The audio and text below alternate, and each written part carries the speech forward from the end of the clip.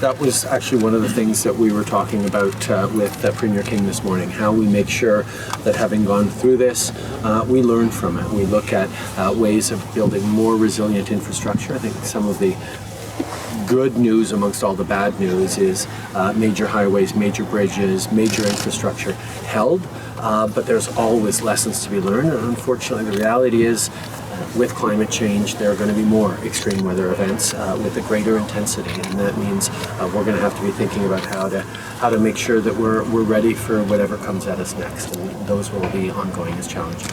I was hearing from Marvin and Mitch and others that the breakwater was completely submerged by the storm surge, which, combination of the storm and hitting with a high tide under a full moon, all those things contributed to it. But the reality is extreme weather events are going to get more intense and more severe over the coming years because our climate is changing, and that's why making sure that we're adapting to it, making sure we're mitigating for it, making sure we're there to build and support people into the coming decades. These are lessons that we have to focus on. We've already done a reasonably good job with certain infrastructure. Some of the big infrastructures held as well as we would have hoped it to, even with an unprecedented storm.